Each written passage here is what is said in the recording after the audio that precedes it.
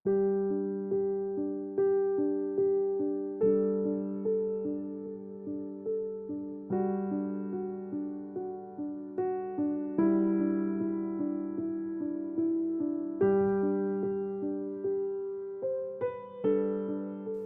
Saat Teduh Gereja Kristen Jakarta, Sabtu 13 Januari 2024. Judul renungan, Jalan Kebenaran dan Hidup. Nats Alkitab terambil dari Yohanes 14 ayat 6. Demikian bunyi firman Tuhan.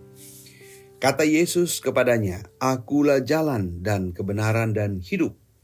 Tidak ada seorang pun yang datang kepada Bapa kalau tidak melalui Aku. Pada pertengahan bulan September 2023, saya dan istri melayat ke rumah duka Nana Rohana, Bandung. Seperti biasa, kami akan menggunakan GPS sebagai penuntun jalan dan untuk mempermudah perjalanan kami. Dari Jakarta, kami menggunakan jalan tol dalam kota untuk kemudian lanjut via tol Cikampek. Semua berjalan lancar sampai kemudian suara GPS meminta keluar di exit tol berikutnya. Ternyata saya salah masuk ke jalur tol Jagorawi. Terpaksa kami harus keluar tol dan menempuh beberapa kilometer lagi untuk kemudian masuk ke tol Cikampek. Ternyata menggunakan GPS belum tentu jaminan beres. Masih memerlukan perhatian kita untuk memilih jalur dengan cermat. Sebelum Yesus menyampaikan firman-Nya dalam Yohanes 14 ayat 6, Ia telah mengatakan bahwa dalam rumah Bapa banyak tempat tinggal. Ia pergi ke sana untuk menyiapkan tempat bagi kita, agar setelah semuanya siap, Ia akan membawa kita ke tempat di mana Ia berada. Perkataan Yesus sangat jelas bahwa tidak ada seorang pun yang dapat pergi ke rumah Bapa dengan caranya sendiri. Tidak ada seorang pun, karena tidak ada jalan yang disediakan Allah, karena Yesus adalah jalan itu sendiri. Agnes Mo pernah menyanyikan sebuah lirik lagu, Adakah tangga surga itu, biar kutemukan untuk bersamamu. Sayang sekali bahwa tangga ke surga pun tidak ada. Itulah sebabnya hanya Yesus yang sanggup menjemput kita ke sana. Mengapa hanya Yesus yang sanggup melakukannya? Pertama, karena Yesuslah jalan ke rumah Bapa. Kita tidak perlu mencari jalan atau membuat jalan. Tapi saat kita percaya kepada Kristus, kita sudah berada di jalan menuju rumah Bapa.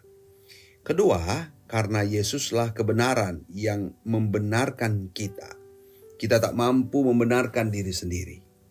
Namun ketika Allah melihat kita, Dia tidak melihat kegagalan dan ketidakmampuan kita. Sebaliknya, yang Dia lihat adalah kebenaran Kristus. Ketiga, karena Yesus adalah kehidupan kita yang sesungguhnya. Semua akan menjadi sia-sia apabila keselamatan kita bisa hilang. Syukur kepada Allah karena Kristus menjamin keselamatan kita dengan jaminan keselamatan yang tidak bisa berubah maupun hilang.